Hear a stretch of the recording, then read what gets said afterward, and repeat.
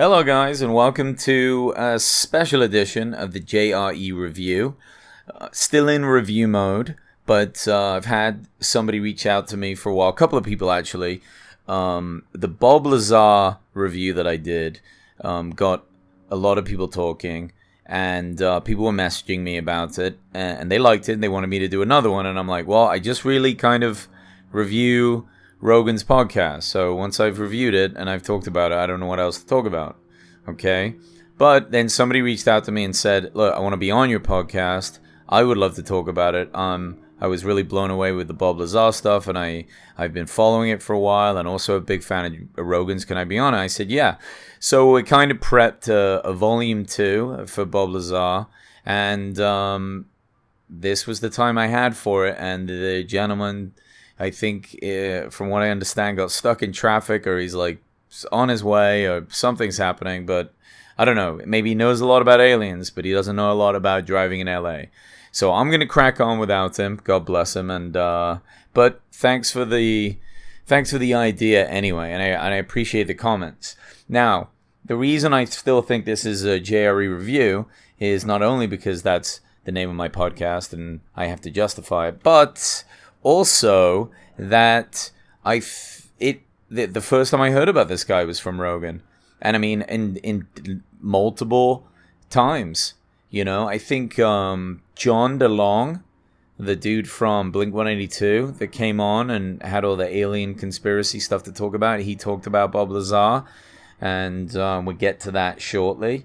And then one of his comedian buddies came on that's kind of into aliens and talked about the documentary and told Joe to watch it, and it kind of just steamrolled from there.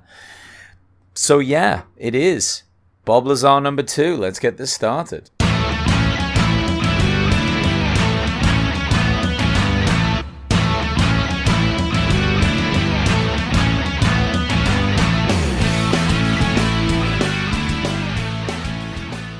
I do feel bad for Bob Lazar a little bit. You know, listening to his podcast on Rogan, he was very nervous. So nervous, in fact, he got a very bad headache. He was very stressed. Migraine, which is worse than a headache. I mean, he was stressed about it. He didn't know about what this exposure was going to do. And in a way, look at it. I mean, what do? I review Rogan's podcast, and it got so much interest that I'm doing a second one for it. Wow. So people, this is probably the most interaction I've ever got comment-wise on a podcast that I have done for Rogan. People are just so into it. I think people want to believe, they're starting to, at least it's asking questions. It's just very, very compelling stuff. And there's so much to it. The gentleman that was going to meet me even had kind of like an itinerary of stuff that he wanted to talk about. And I went back and listened to the Bob Lazar one. I watched the documentary again. I had some extra time, so I thought maybe I could pull some things out just to interject and go for it. So yeah, I mean there's a follow up in there, and again I feel bad for him because Bob I don't think wants any of this press.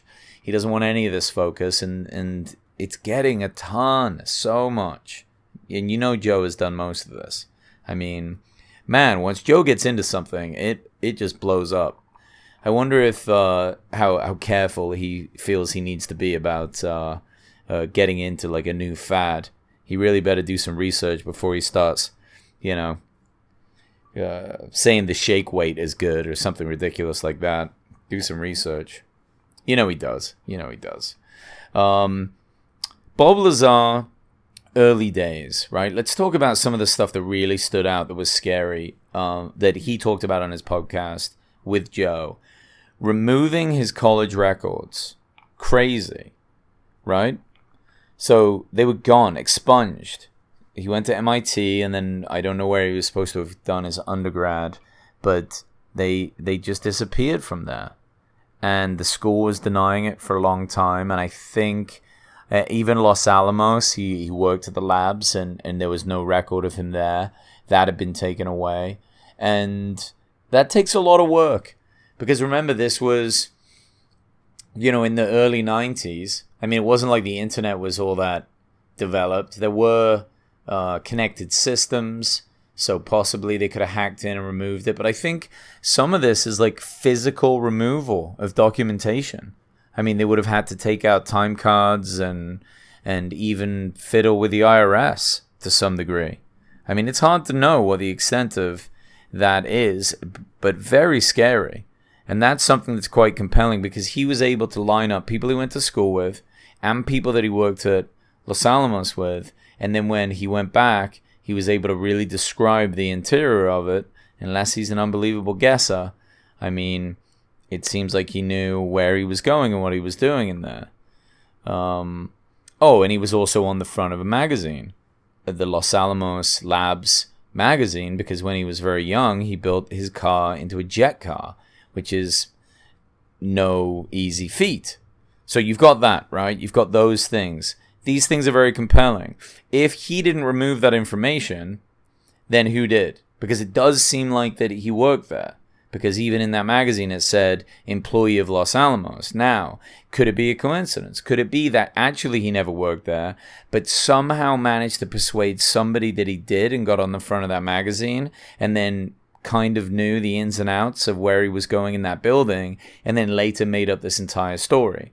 Well, if that's the case, then he's a very well orchestrated man. He can plan incredibly well to high level. We're talking 6 chess moves ahead, but doing all that just for the point of making up the most elaborate story anyone's ever heard and not make any money from it. I mean, if somebody was that capable of doing it, and he's got to the point where he gets to be on Joe Rogan and there's this documentary and people are really starting to believe, why wouldn't he put all that effort into actually doing something amazing, which is what he did with his life, which was go into physics and, jet propulsion and learn this stuff. It seems like a lot of work. Like, you don't see a lot of geniuses going out fabricating a story for their entire life. Like, that being your entire identity would be exhausting, and to what end? I mean, he's not even out there writing books and making money. He makes it very clear he doesn't want to make a penny out of this. That is truly fascinating to me. Truly fascinating. And the fact that people have come forward and said, yeah, I was in school with him, or he did work here at Los Alamos. I remember him being here. Crazy. Now, back to Tom DeLonge. Tom DeLonge is the guitarist and one of the lead singers from Blink-182. Great 90s band. It's so fun to listen to. Big UFO guy. Really into it. Loves it. Big fan. And Travis Barker, is that the drummer for Blink-182? I believe so. So he came on Rogan too and backed it up. He said, yeah, Tom has always been into this shit. He loves it. So Tom came on Rogan. His story was kind of hard to follow, and Joe was picking some holes in it, but he did talk about wanting to help publish Bob Lazar's autobiography, which is fascinating.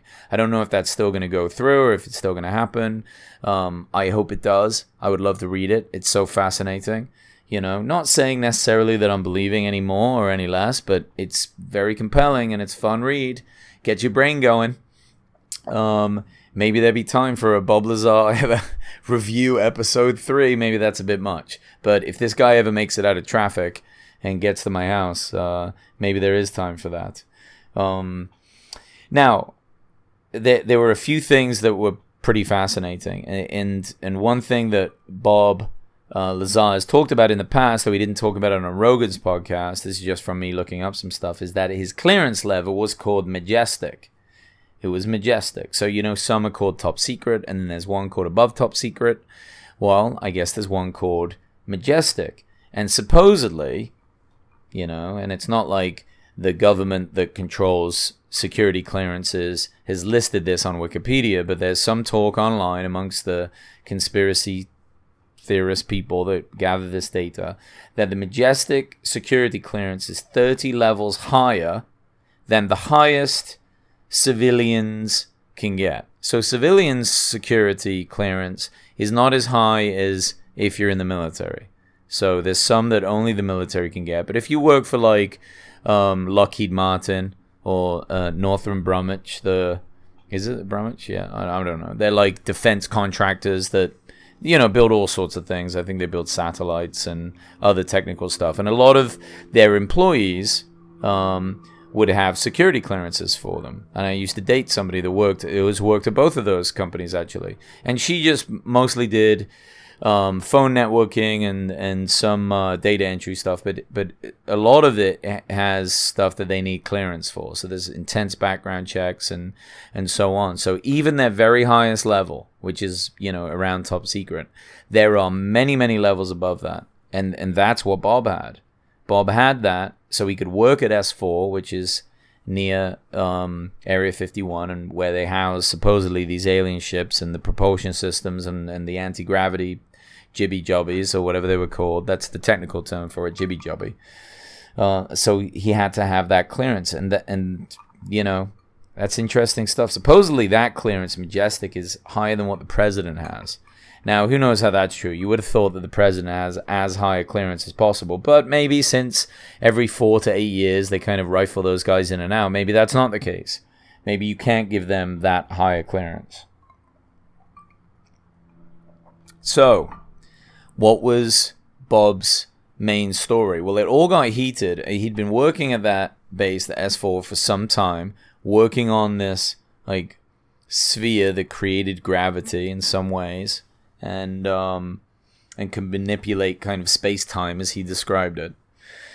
And then they were doing an ongoing background check with Bob, because it's not just like these background checks at that level are probably so intensive that not only do they do the background check and then, okay, you qualify, you get your clearance and then you're in, but then they basically monitor everything else you do from then on. Because what you're seeing is so high level, you can't come home and start talking to your best friend or your wife about it. Like your place is tapped, your phones are tapped.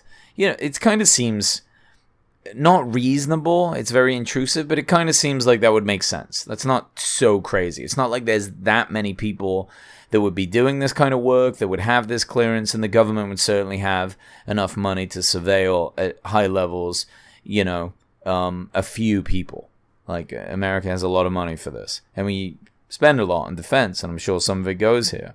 So they stop his background check. Why did they do that? Well, because they were tapping his phones, and Bob was constantly at the S3 location and often would stay out there, so he wasn't home all that often. He had weird hours. His wife started to have an affair, and they were worried that would turn into Bob acting out, acting funny, and causing some problems. So they kind of took him away from the program. And that's when things started to change. He started to take his friends out to areas on, I believe, Wednesday nights. And they would look over, the sky and see these things flying around, and he would show people. Then he got in some trouble. He got caught. And, he was just trying to show what was happening. He was like, holy shit, this stuff is out there. Pay attention to it. Like, you wouldn't believe what we're working on. I mean, he was young. He was in his 20s. Even the most responsible 20-year-old, that's a lot of crazy information to hold, Again, this is all assuming that what he's saying is true. But for the point of not picking it apart just for the sake of it, let's assume that there is something to it. And let's follow that kind of narrative, right? Another thing that struck me about his conversation on Rogan is that he didn't mention some of the things that he talked about in the past, and I think there's a good reason for it. Now, I don't really know, okay? I'm just speculating. But there is interviews of him in the past when he was younger. There is footage you can find online. There's other things he's written and reporters that have talked to him, and other UFO websites have snippets of things that he's said. But I guess there was a period of time where he had, when he was first in there, that he got to see a lot of documentation, right, with very, very strange and elaborate information in there about where the crafts came from, how they were traded to the humans, what part of the solar system they're from. Some really out there stuff. Now, Bob doesn't really talk about that anymore, okay? But he described them in pretty good detail for what he remembered at the time, and definitely worth checking out and Googling and tracking down if you're into this sort of stuff. It's very bizarre, okay? Very strange things. Like, we've been in contact with the Greys, basically, for like 10,000 years. And in a way, they've been moving in and out of human society, kind of controlling us, you know? Keeping this shit running, you know? Maybe. I don't know. I'm amazed a bunch of hairless monkeys can keep the power on. That's something that I truly am amazed about, you know? I don't know. I don't know about the document side of it. I think that Bob feels the same way.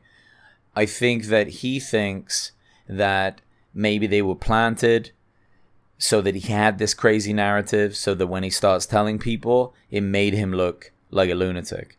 Because he has no proof that any of the things in the documents are true. None at all. No idea to believe they should be, other than afterwards he saw a craft and was working on top secret shit. But maybe they put that documentation down just to make him look like a fool when he's explaining later, if he ever becomes a whistleblower, oh, this is what happens. Who knows what lengths you would go to if you ran a secret agency like that? I mean, what are you going to do? Let everybody make up their minds to where this shit came from? I mean, if they're smart physicists, they're going to know it didn't come from Earth or anything we can make. They're going to know it came from somewhere else, and they might start making up stories. They're smart people.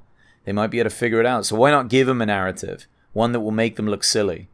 Like, oh, they came from this part of space and we traded spaceships with them and they've been controlling us for years. I mean, it almost discredits them just saying that information. It's hard to know. Right? But there must be a reason he didn't talk about it on Rogan. There must be a reason. He doesn't want to discredit himself. You know, he wanted to be very clever and careful about what he was saying because he knew people would jump all over this and pick him apart. You know? I mean, he's really putting himself out there. He's really exposing himself. And I have a ton of respect for that. I really do. A ton of respect for a man that if he's really fighting for what he believes in, being able to do it and then stepping onto a platform as big as Rogan's, I mean, fair play. And I think Rogan did him justice. I kind of feel like maybe if he did it again, just him and Bob. I don't want to take anything away from the dude that made the documentary, and he's obviously worked very hard to put all this together and bring us this information and connect Bob with Joe and encourage him in the right way. But I think that just the one-on-one between the two of them would be really good if we could just keep closer to that, just so there's no break in the dialogue. And allow Bob to really relax into it and get there. I don't know what more he has to say. Maybe he feels he said enough. Maybe he feels with Joe's podcast, now he can finally stop telling the story because it's been told. And now you make up your mind. I don't know. I think he wants some peace, though. But, wow. Inspiring stuff. And I hope to those that have messaged me and said, can you do another one, that this has done somewhat justice. Sorry I didn't have the guest on. That when I talked to him on the phone, he had a lot of interesting things to say and he was a very excitable person. So I thought it was going to be a lot of fun. Maybe we can meet up and get connected another time. But yeah, give me some feedback. Message me. Hit me up on Instagram. The Joe Rogan Experience review. It's got the same symbol as the Download podcast, the black kind of